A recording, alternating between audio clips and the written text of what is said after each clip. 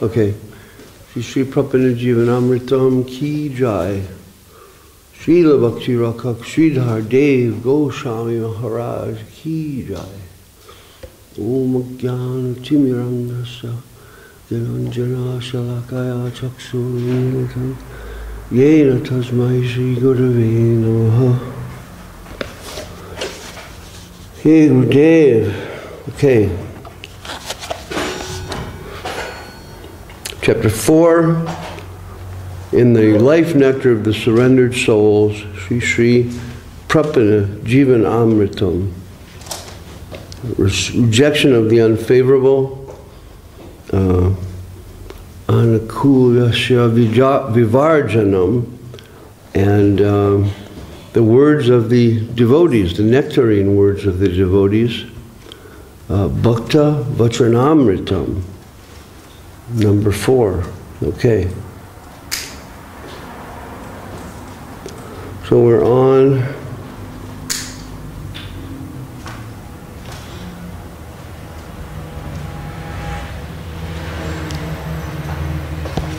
we did this one already.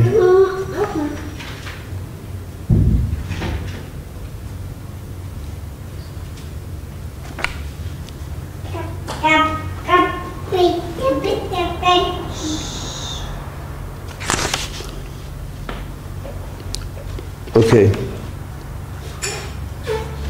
We shall start with number 14. From Srila Guru Maharaj's commentary or introductory sentence. The offensive mentality of considering worshipable conscious divine forms to be mundane or subordinate to mundanity must be totally abandoned. Chittattva jada jadadina buddhirva apana dvatena parivarjaniya must be totally abandoned. Considering the mundane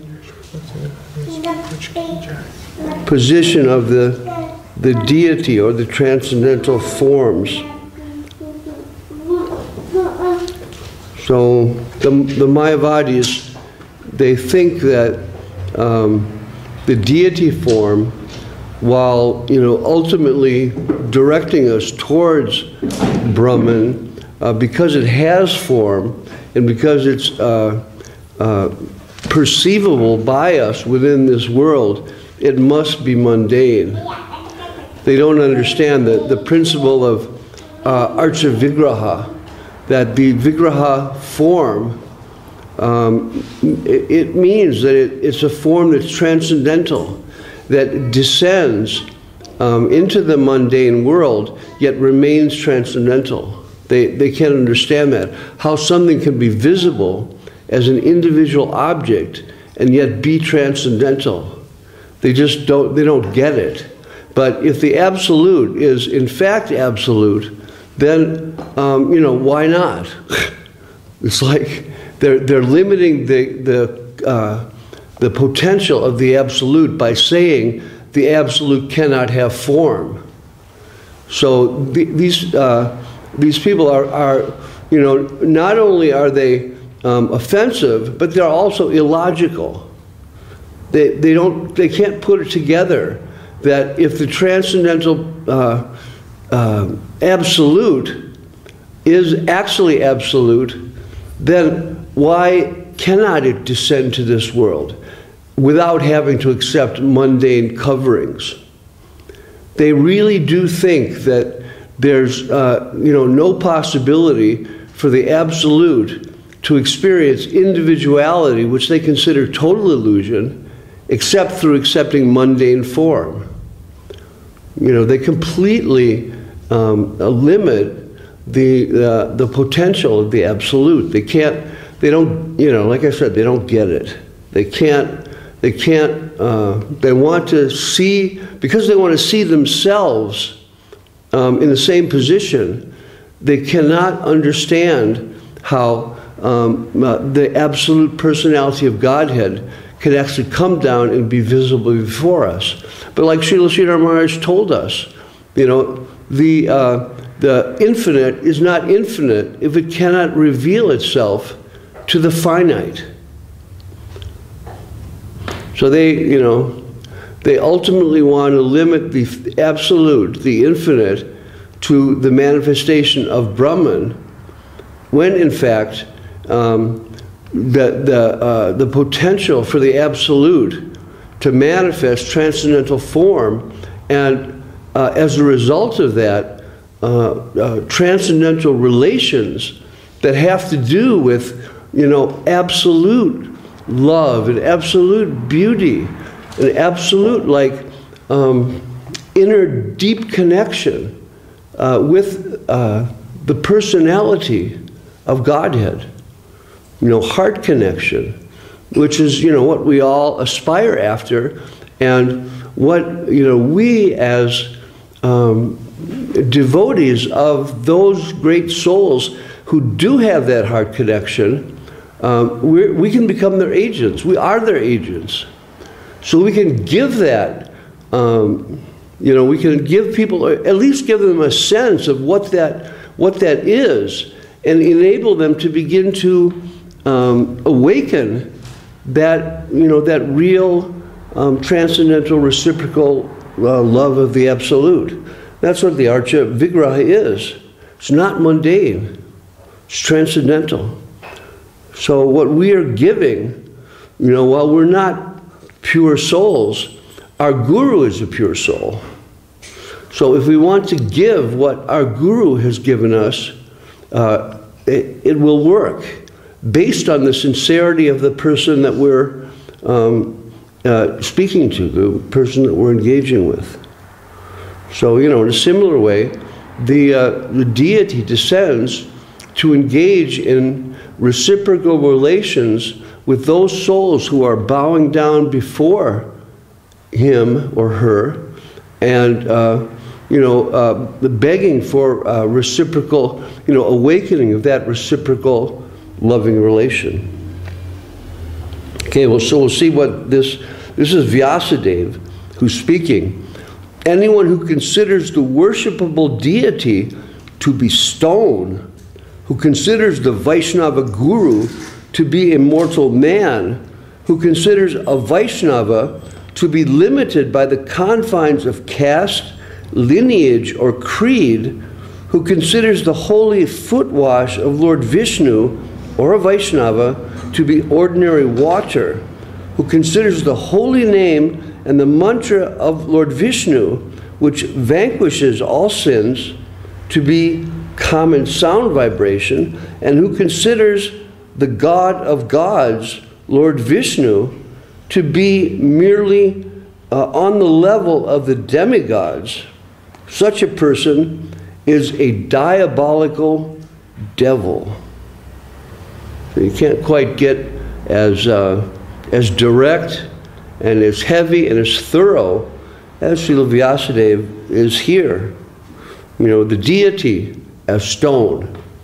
So they're thinking that there's a representation of something that is, you know, showing some high aspect of the mundane, which will enable us to eventually figure out that the mundane doesn't, that the Absolute doesn't have any form. So they really believe that, you know, the people who are worshiping deities, they're just less intelligent, and they can't comprehend how, you know, the oneness of the Supreme Absolute. And they can't know the all-pervading Spirit.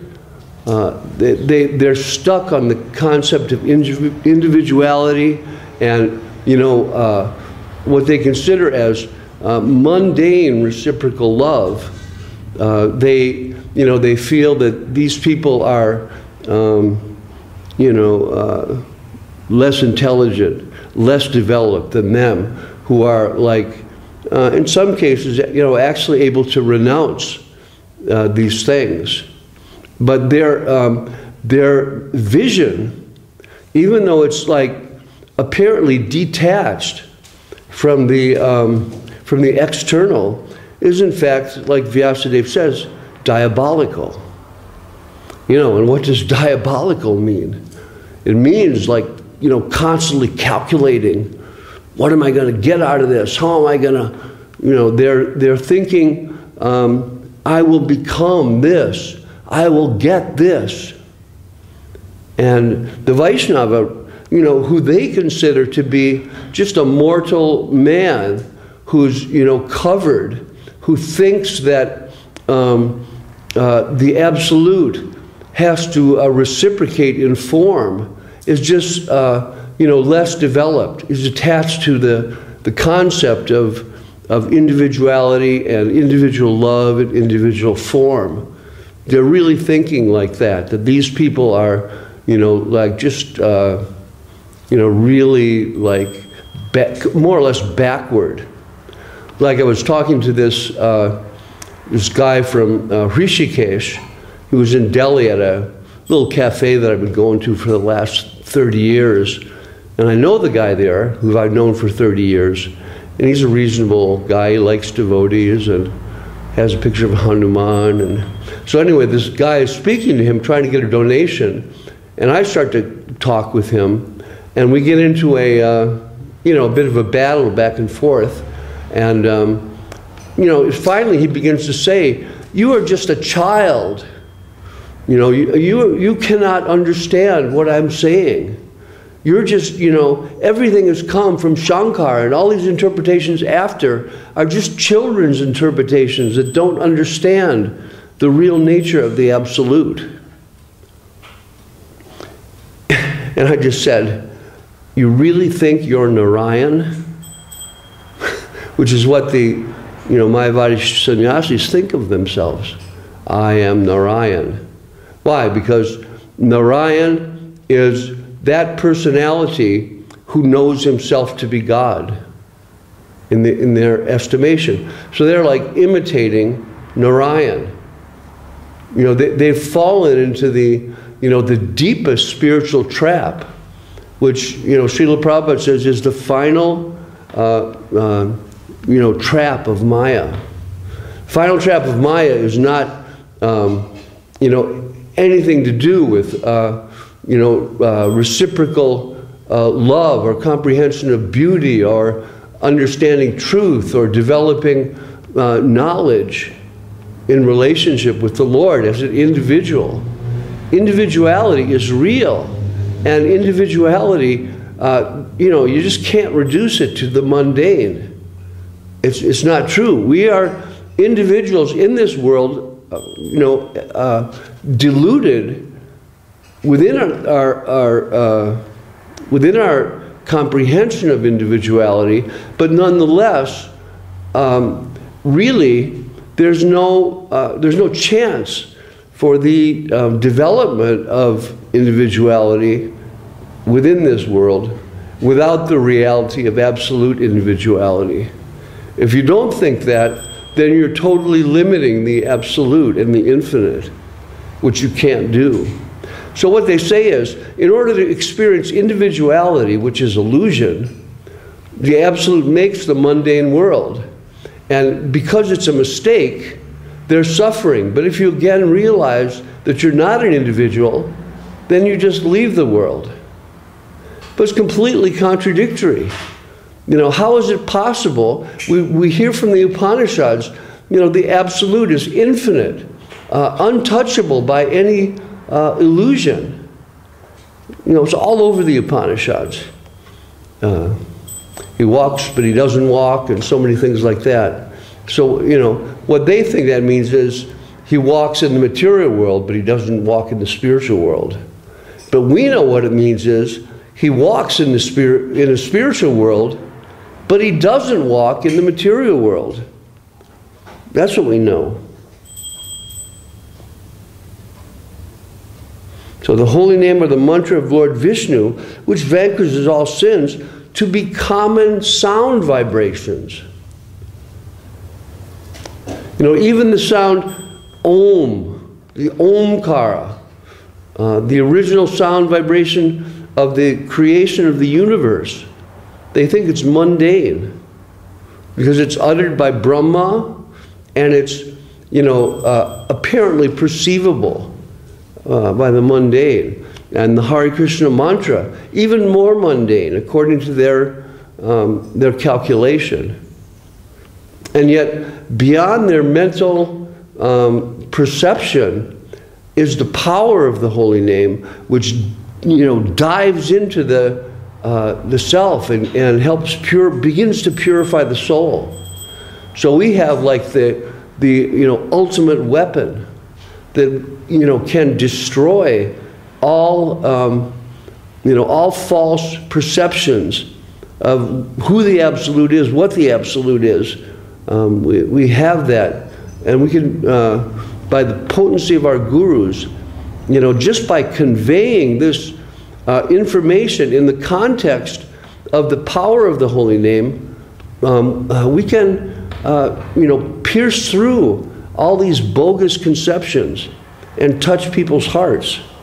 And that's what we, as Vaishnavas, and as Vaishnavas who have been given something that's very real and very, very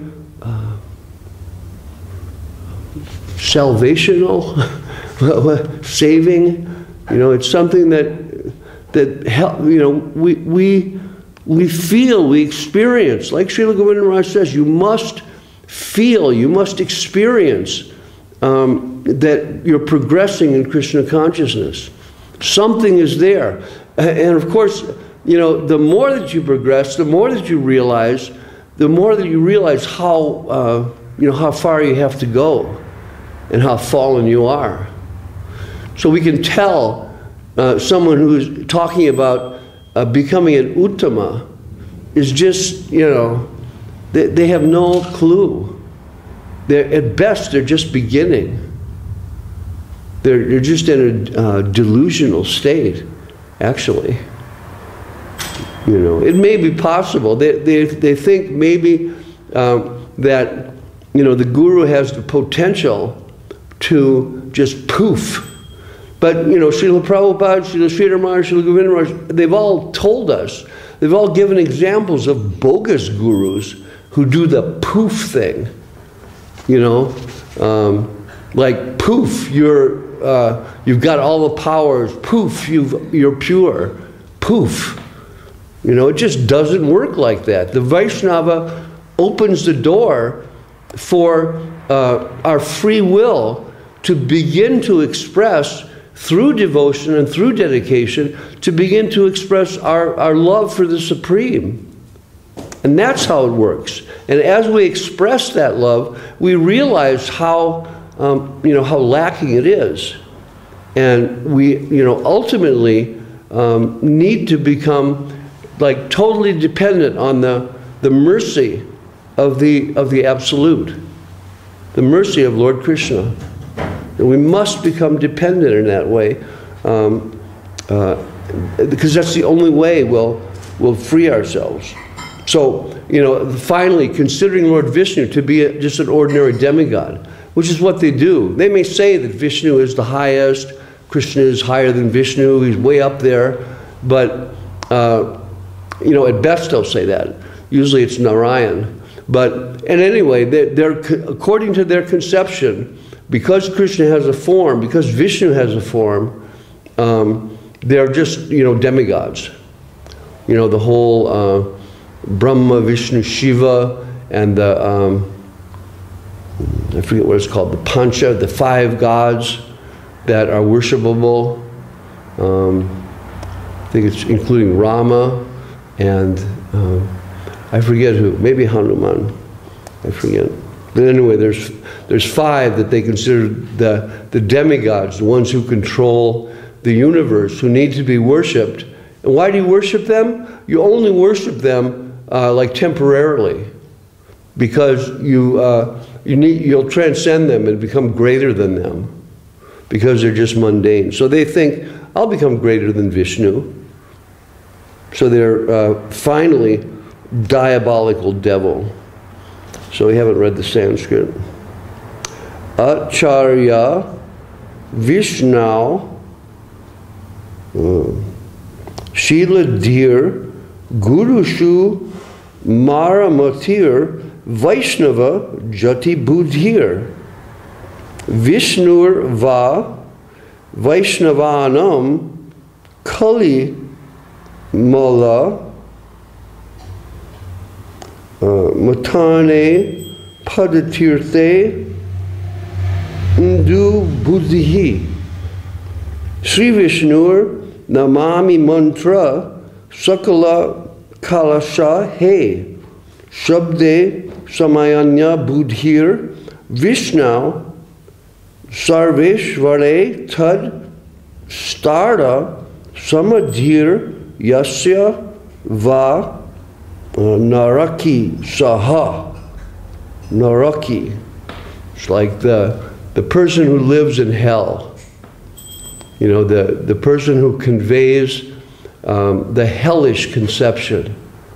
So here Vyasadeva is clearly telling us this conception is coming from hell. It's illusory. So they may, you know, ultimately by their renunciation, they may reach the highest possible position of realization, which is to like wipe out all material things, and everything becomes, the only thing that's left is spiritual. So they kind of melt into that for a while.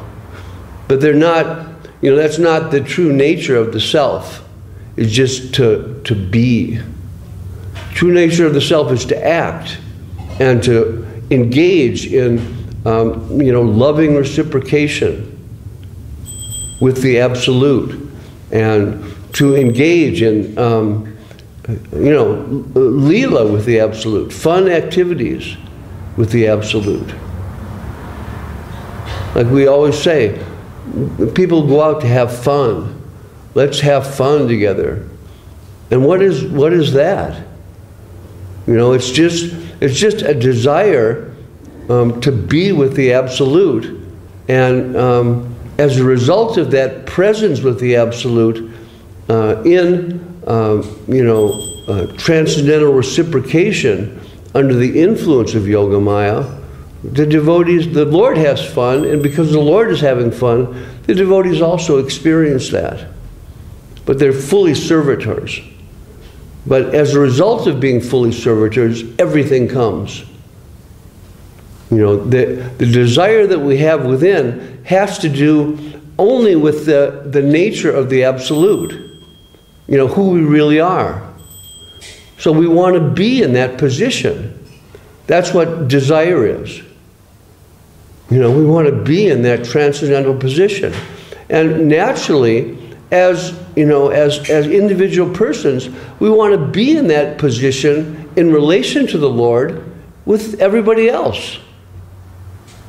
You know, it's not like unusual to have you know, friendly relations with the Vaishnavas.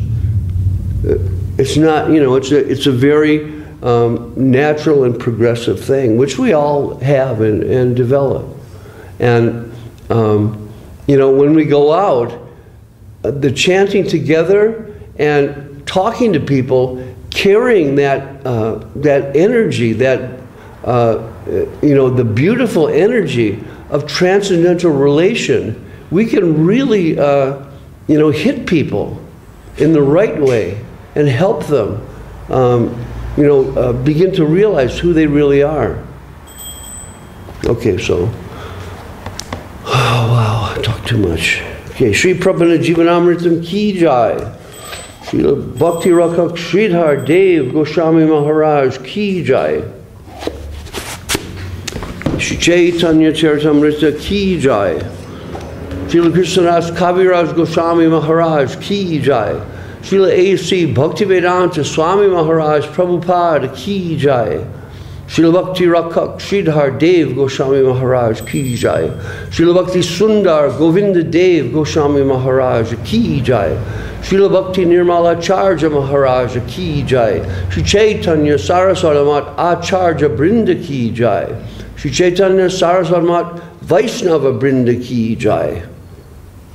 Jai Vaishnava Brinda Ki Jai. Okay.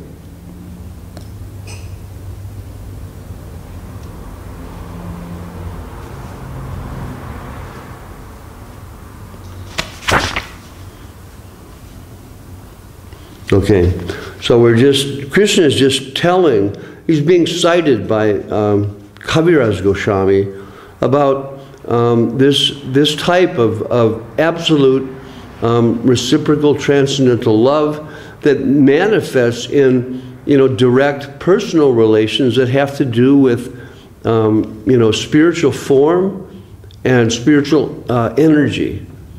Transcendental pure energy. So, whatever we experience here, even though it's reflected and it's mundane, it must have come from there.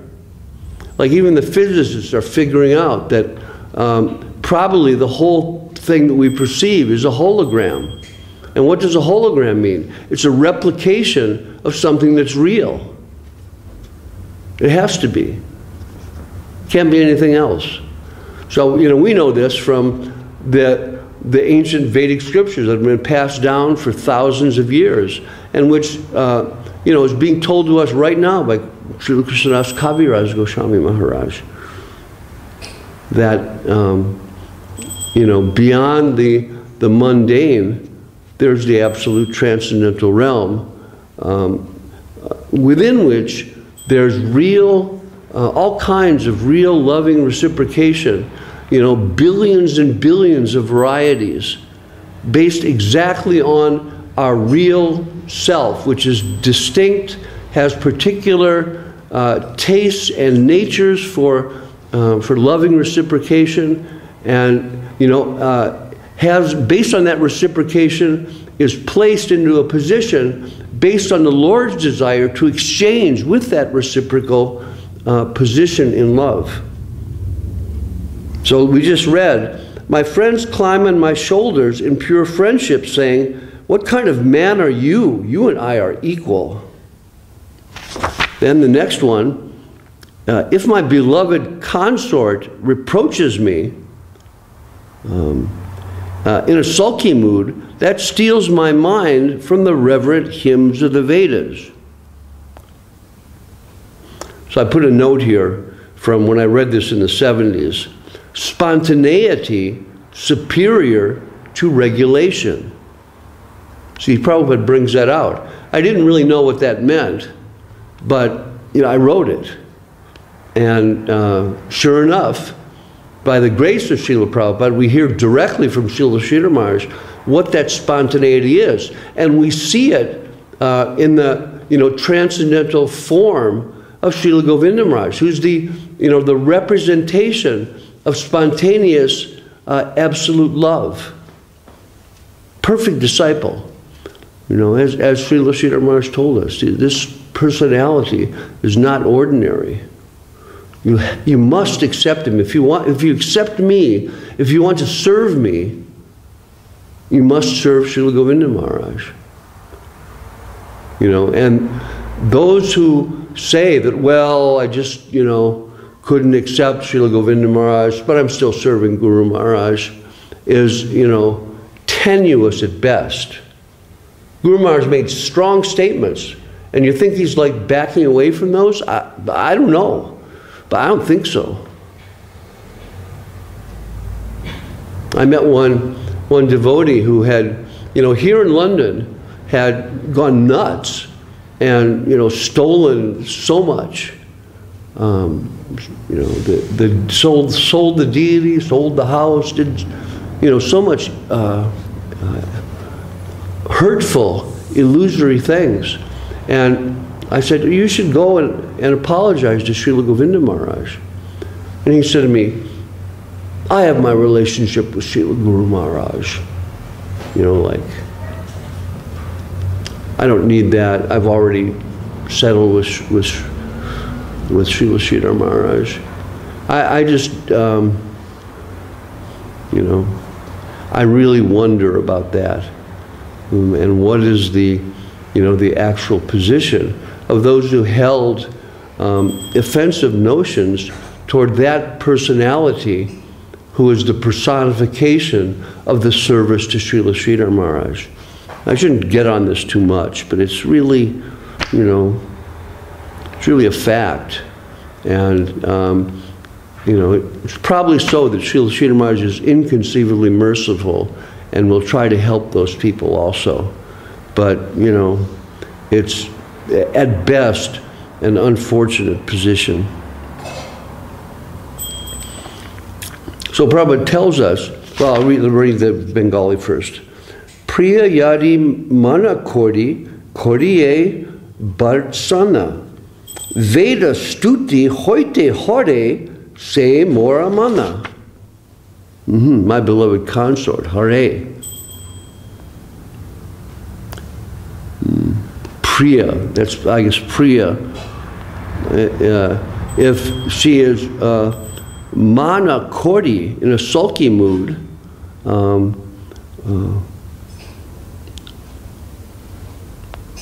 rebuking me, then Veda stuti, the Vedic prayers, become taken away within my mind.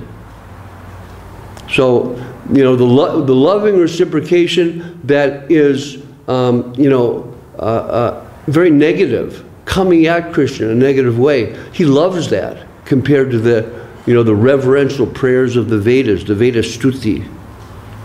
So it is said, Nityo Nityanam, Chaitanas Chaitananam, Eko Bahunam, Vidyadhati Kaman. One eternal living entity supports all other living entities. Because the Supreme Personality of Godhead maintains all other living entities, they remain subordinate to the Lord, even when joined with Him in the reciprocation of loving affairs. Then I have this blocked off in the bottom. The informal language used between lover and beloved is significant of pure affection. When devotees worship their beloved as the most venerable object, spontaneous loving sentiments are observed to be lacking. Then, this is important, a neophyte devotee who follows the Vedic instructions that regulate those who lack pure a love of Godhead may superficially seem to be more exalted than a devotee in spontaneous love of Godhead. I blocked that off.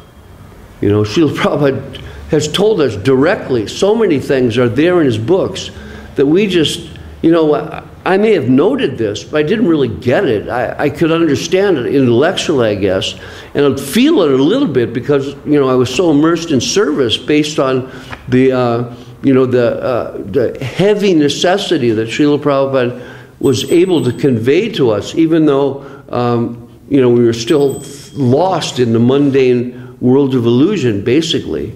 But he just like grabbed us and, you know, pushed us forward. Such pure love of Godhead, but in fact, such spontaneous love is far superior to regulated devotional service. He says even regulated devotional service, far superior. So such pure love of Godhead is always glorious in all respects, more so than reverential devotional service rendered by a less affectionate devotee. So the devotional regulations are based on our lack of affection. They're designed to bring out our affection and connection with the Supreme Personality of Godhead. And that's the reality. But we understand that that development affection comes in a natural, transcendental way, and it comes slowly. And even if it comes, we remain in a reverential attitude at some distance because you know, even if we feel something, like we know our Vaishnava Paramahansa gurus do feel, they don't show that. They don't cry or roll on the floor, or, you know, they could, I'm sure, like those devotees of Sri Chaitanya Mahaprabhu, but they don't.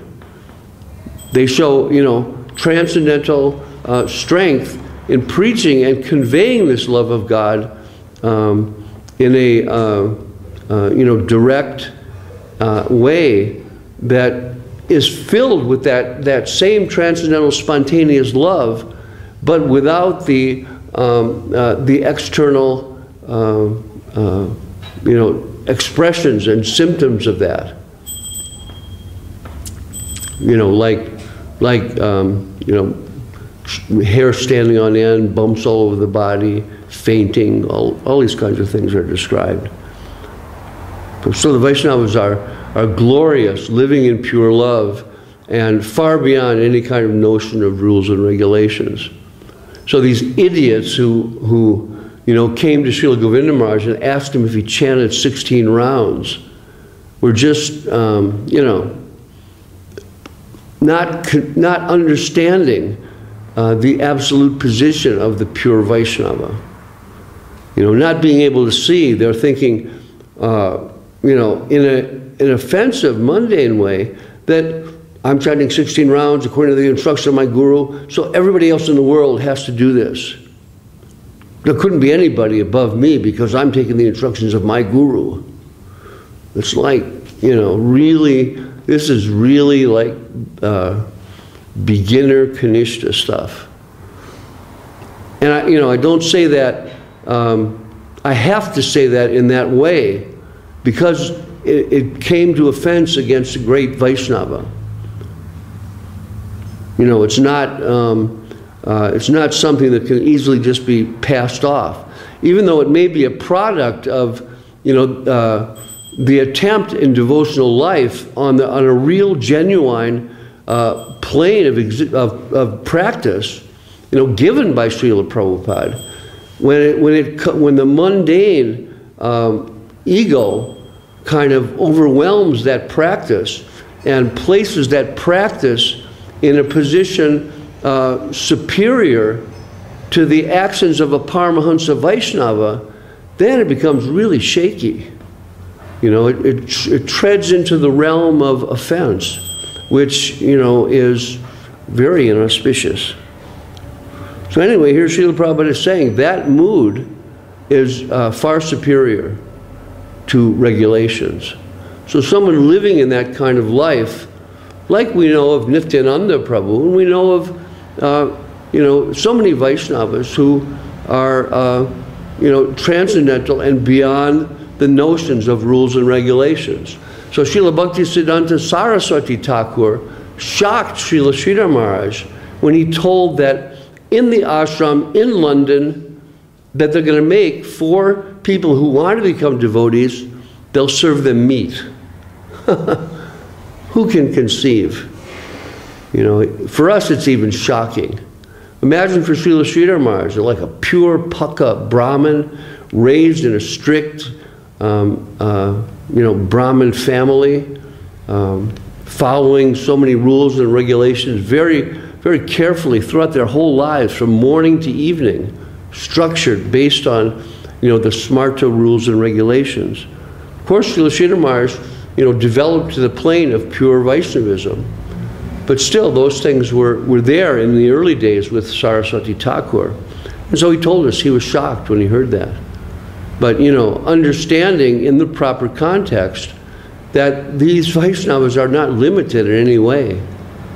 You know, they can do anything that's necessary to propagate Krishna consciousness.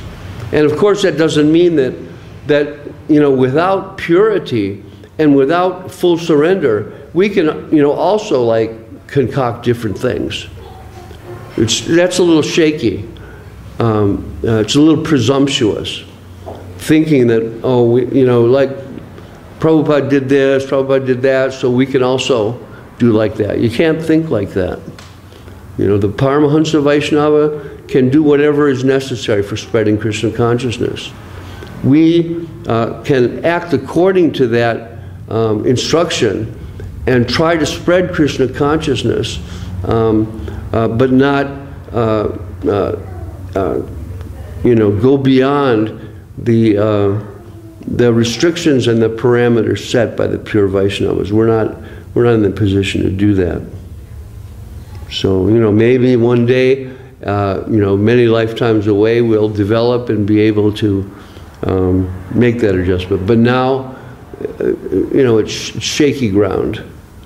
And, no matter if the whole committee votes that it's Krishna conscious, that doesn't become Krishna conscious if it's not in line with the Paramahansa Vaishnava. We're not a democratic organization. We're an internal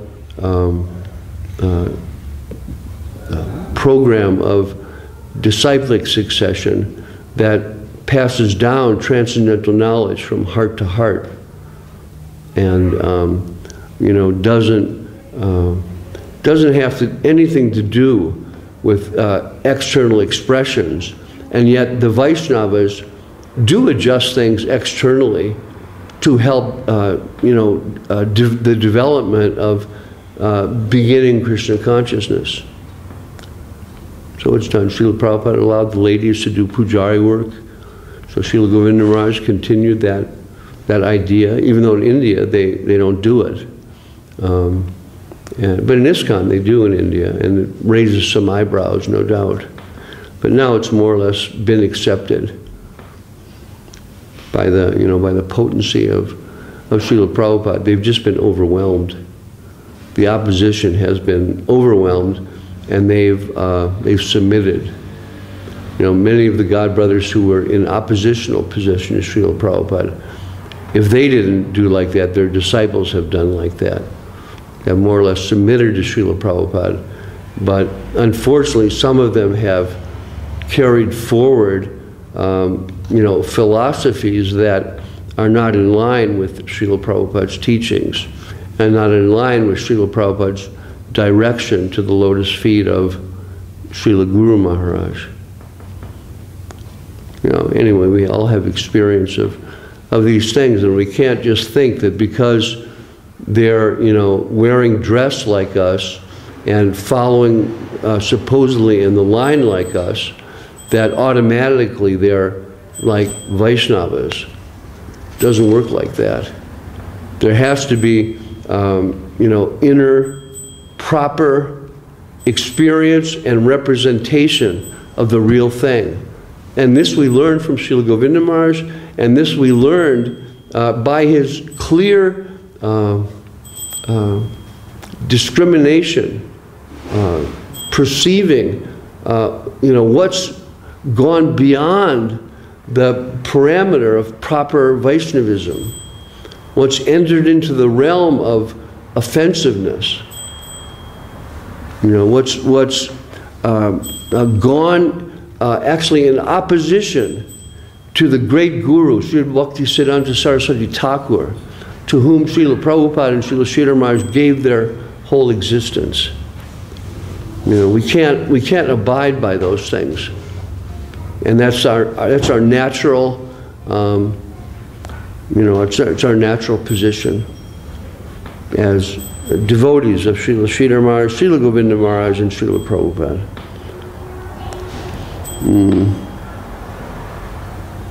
Okay, so next Krishna is going to say that he's bringing his pure devotees who are there in the spiritual world, associating with him in different moods. He's going to bring them when he descends. And he will, as it says, sport in various wondrous ways, unknown even in Vaikuntha. He brings down to this plane the wonderful pastimes of transcendence. And then, when he comes as Sri Chaitanya Mahaprabhu, he broadcasts these pastimes, which Krishna says, even I'm amazed by them. So what kind of existence is that? Where God is amazed. God can't comprehend. This is the power of pure love. And this is that's why, when you see this and understand this, we know that if we have access to this, like we've been told by our gurus, that's going to conquer everything. If Krishna is conquered by it, then everything will be conquered. We're okay. Even though it seems like it's impossible, there's just too much to do. We're just too fallen and too tending towards attachment to the temporary. But the power of pure love that we hear from Chaitanya Charitamrita, Srimad Bhagavatam, and the Smriti, the explanations of Srila Sridhar Maharaj and Srila Prabhupada and Srila Govinda Maharaj, all this stuff indicates to us clearly, like implants, not only in our mind and intelligence, but also in our heart, the reality of the potency of pure love. So we have great, we have great hope and great happiness in our progress, in spite of the fact that we're simultaneously a Chinta Beda Beda in a hopeless position. It's almost depressing. It's so bad. But simultaneously, there's the appearance of the hope and the bright light that's there in our gurus. And it's like unmistakable and, comprehensible as overwhelmingly potent. Even though we can't, enter into it very much yet. Still we know by experience and by reading the Shastra and engaging in devotional service, we get a sense of the reality of this potency and this hope. So we have great hope and great feeling, great happiness, but simultaneously we have no hope and great desperation and great sadness. Like Narottam Das prays, I'm so sad. Was it Narottam? I think so. Narottam is very sad that he doesn't have the mercy of Nitai. But simultaneously, you hear elsewhere, he's ecstatic because Nityananda has given to him his mercy.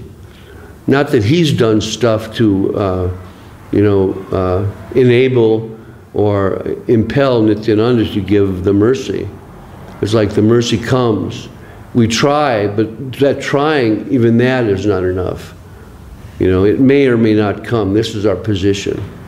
We try as best we can, and we grow in that trying. But even in perfect trying, Krishna might just walk away. Whereas really, that's our eternal nature, is we are totally dependent. We're like Guru Maharaj was like to be so heavy, he just enjoyed it, calling us slaves, which just is so kind of repulsive in the mundane perception of things. The slave is like, the lowest, the worst thing. A person is being exploited to the highest degree, receiving nothing in return and being utilized fully by another individual. It's like repulsive and illegal almost everywhere, except in the the heavily Sharia Muslim states. Slavery is okay. With the you can enslave the non-believers, and you can rape them and keep them as just your own like sex doll. This is their version of spirituality. It's just hellish. Of course, we all know that. I'm sorry I brought that up, but that's that's what it comes to when there's deviation from the inner path of loving devotion.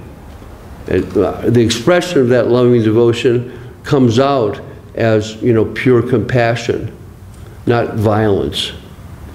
That sort of thing is simply like frustration as a result of lack of spiritual potency.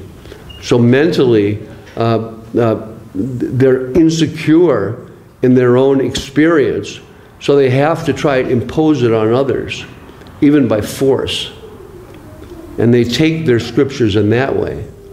And there's some indication, there's possibility for people to go in that direction, because that's the nature. Like Srila Prabhupada, Srila Sridhar Maharaj told us that the Vedas are there, all the philosophies of the world, all the so-called religions of the world are all there for people to take to them and like express their mundane conceptions and like inner drive, so that they won't pollute the side of devotion. Everything is provided for people who want to deviate. They all have great philosophies. And a lot of them don't have any philosophy, and they just think, this is what I do because I'm human, and humans do that. Still some kind of philosophy, even though they may not know it.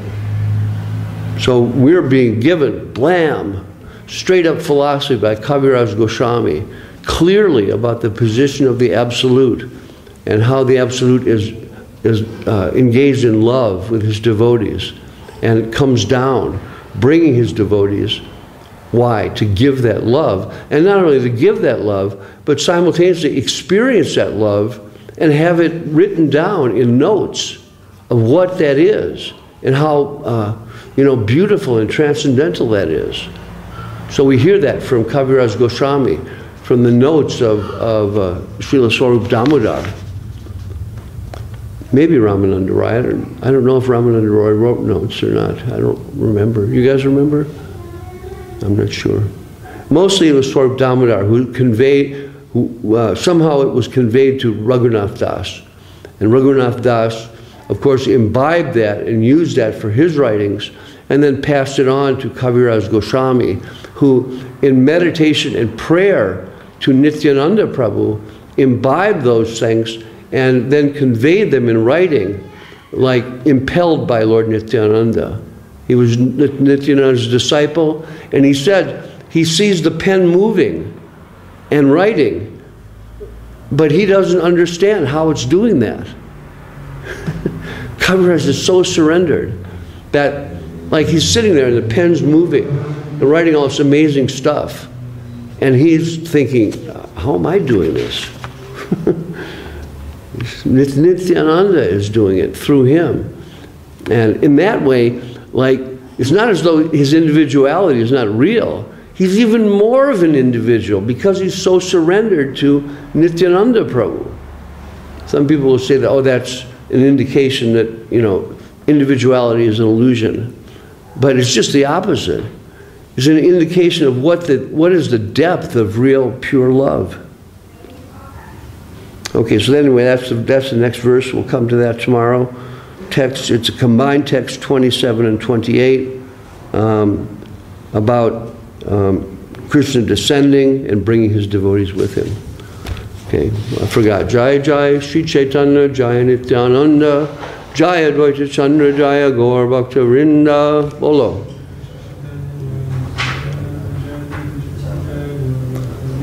Shri Chaitanya Charitamrita Ki Jai. Srila Krishna Das Kaviraj Goswami Maharaj Ki Jai. Srila A.C. Bhaktivedanta Swami Maharaj Prabhupada Ki Jai. Srila Bhakti Rakak Sridhar Dev Goswami Maharaj Ki Jai. Srila Bhakti Sundar Govinda Dev Goswami Maharaj Ki Jai. Srila Bhakti Nirmalacharya Maharaj Ki Jai. Srila Sri Chaitanya Saraswati Mat Acharya Brinda Ki Jai. Sri Chaitanya Saraswati Mat Vaishnava Brinda Ki Jai. Sri Gaudiya Mat Vaishnava Brinda Ki Jai. ISKCON Vaishnava Brinda Ki Jai. Nitai Gaur Premanandi Hari Hari Bol.